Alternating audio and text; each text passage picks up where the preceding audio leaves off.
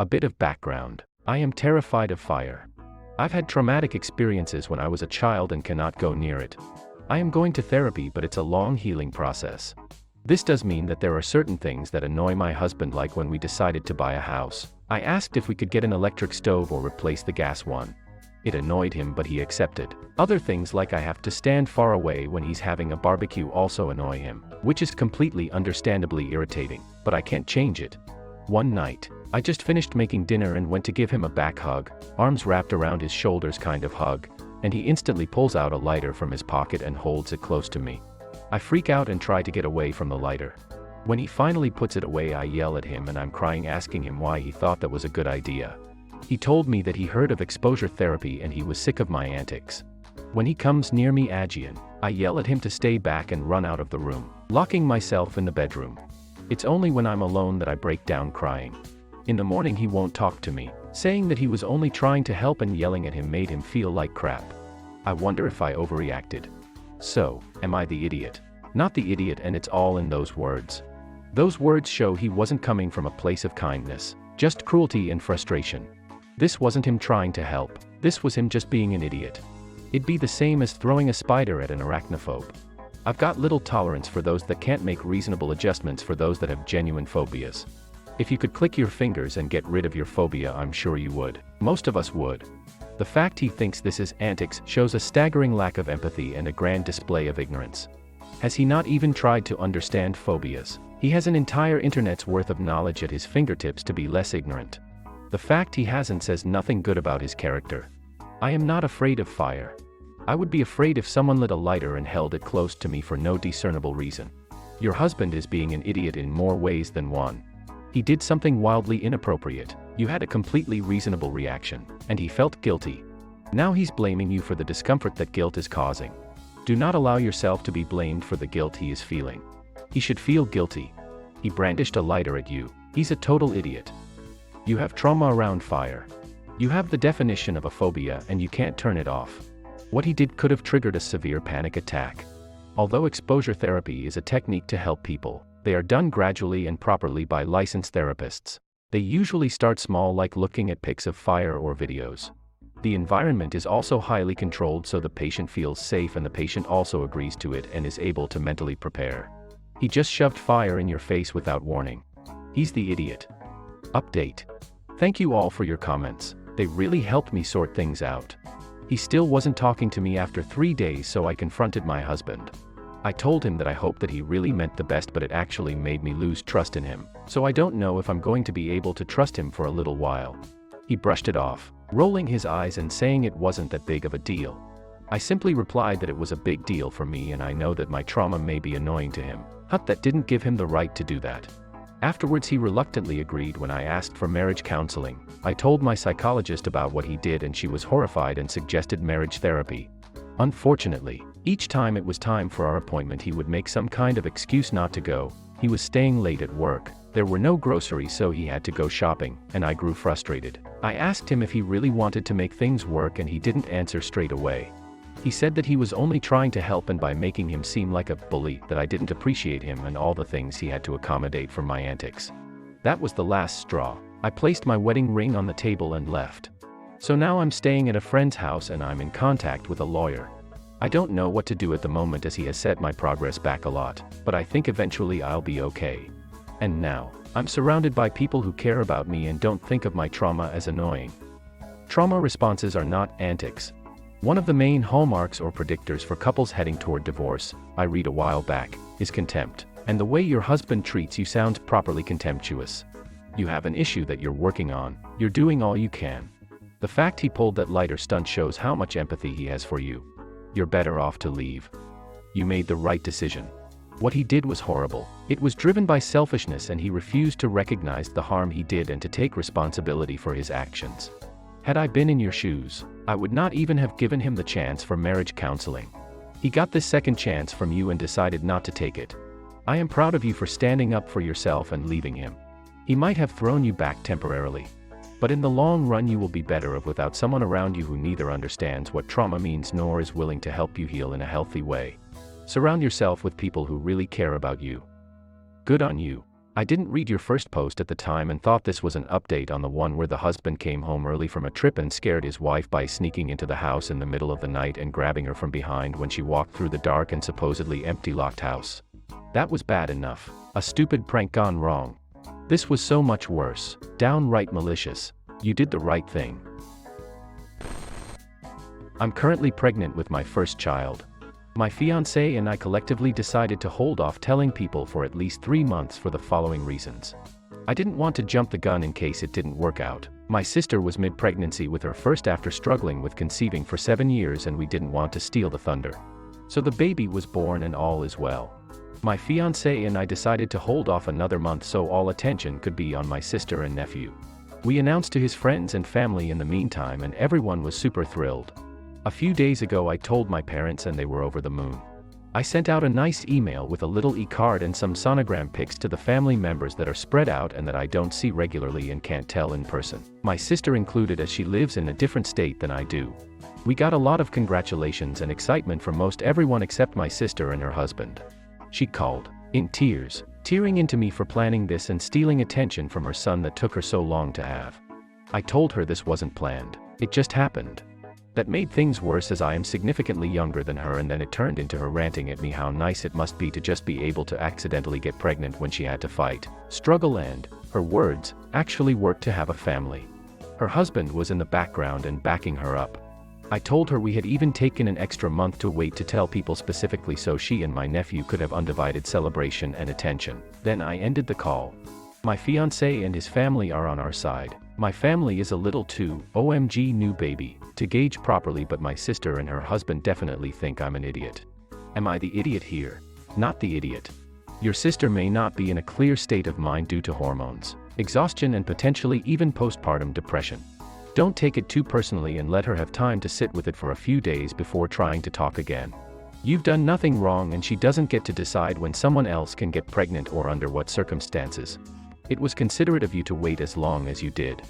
Not the idiot, and in fact, you are very nice, because the second she attacked me over my fertility, I know my temper would have kicked in and I would have said some very vile sister relationship changing crap to her.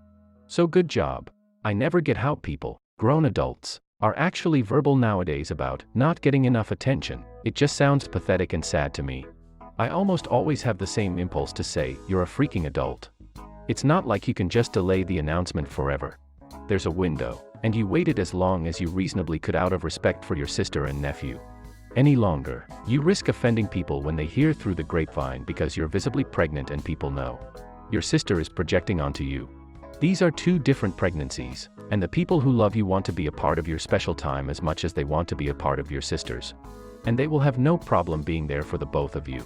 Enjoy your pregnancy and welcoming your little one. Let your sister work out her issues, but don't take them on yourself. My mother is currently in hospice. I flew across the country to be with her till the end.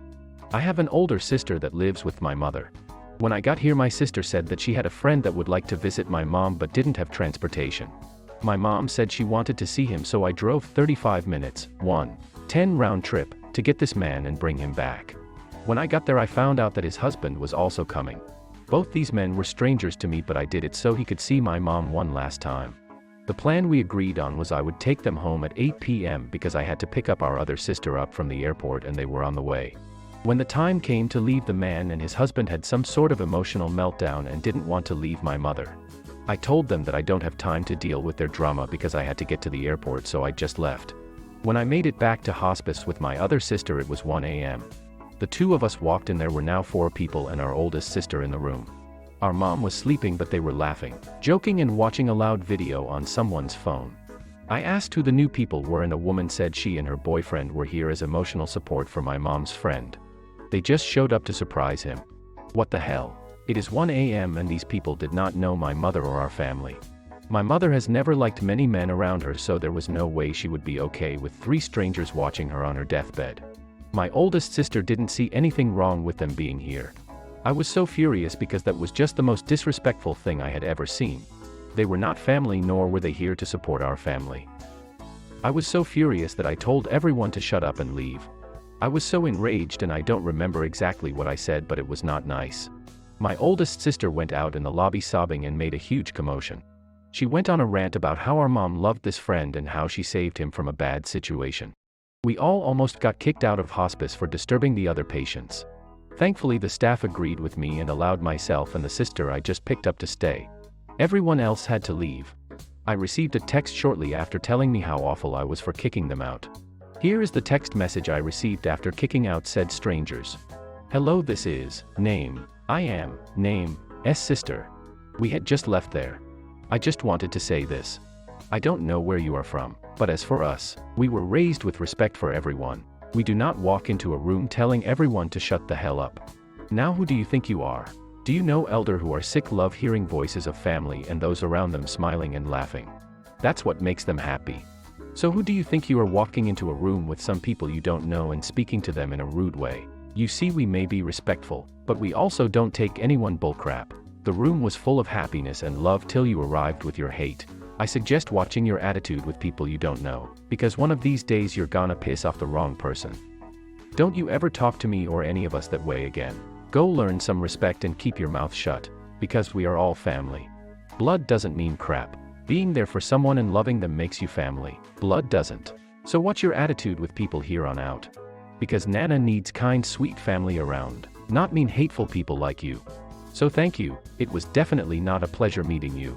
My oldest sister also said I was in the wrong because our mother wanted an Irish wake. She is alive. You don't let strangers have a party in her hospice room at 1 a.m. So am I the idiot? Not the idiot. I would be just as livid.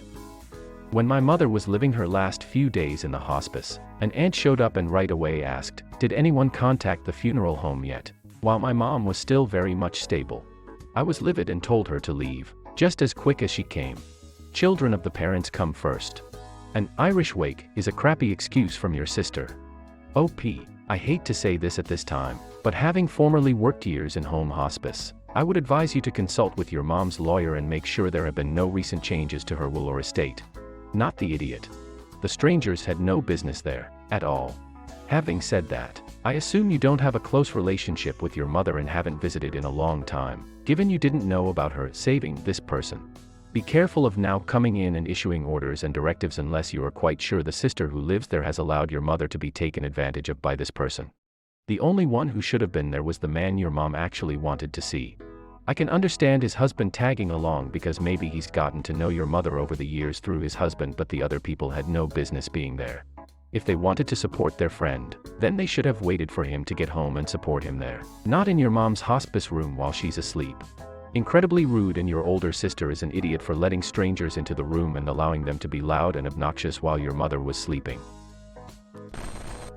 My husband and I, in our 30s, haven't been on a trip out of country 4 years. While he goes every year with his best friend. His reason for going with him is because they both go to attend sporting events. This year, my husband told me I could go with him and his friend since they were visiting a new destination. He paid for my ticket and everything else since I'm a stay-at-home mom and have no job. The kids were left with my mom. However, when I found out that he had booked first class for himself and his friend while I got economy, I just couldn't hold my tongue. I confronted him about it and he at first refused to discuss. Then when the argument got heated, he yelled, "I paid for your ticket, for God's sake. Isn't that enough?" Then kept on about how I should stop acting like I was royalty, and that if I come to think about it, even economy is fine for me since I technically don't work anyway. I cried because of what he said, but decided to just not go altogether. He changed his tone and started begging me to just go with what he planned, but I declined. I went to pick the kids from my mom's house and he came back 3 hours later huffing and puffing about what happened. His friend sent me a text calling me entitled, and said this was the reason why he didn't want my husband to take me with them, and I just proved his point. I did not respond, but I blocked him since he's gotten increasingly rude over the past few months. He, my husband, said I keep crying about being excluded, and this is what happens when he finally decides to include me. Am I an idiot for not settling for the economy? By the way, he's perfectly capable of financing the trip. Not the idiot. Sounds like your husband is more interested in keeping an unpaid nanny and caretaker rather than a wife, partner and equal. OP, do you have the option to become more independent in your marriage? Perhaps get a job or side hustle to earn money, etc. Do you have a separate savings account? Who handles all the money in the relationship? Do you have your own social circle that your husband doesn't interfere with? You don't have to answer these questions to me, but please take a long, Hard look at your relationship from all these perspectives, and if it comes down to it, please walk away. We all deserve love and respect in any and every relationship. If this post is a reflection of how your husband treats you on a daily basis, please walk away.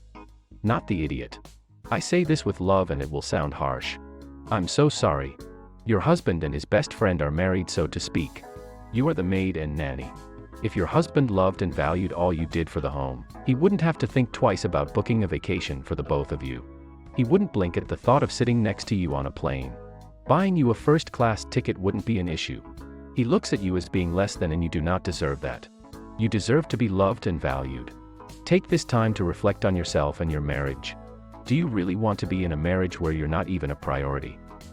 If you're a stay-at-home mom, then all the money he earns is shared funds. There is no him paying. In fact, you paid for his first-class ticket as much as he paid for your economy ticket. The level of disrespect is astounding. Divorce him and get half plus alimony.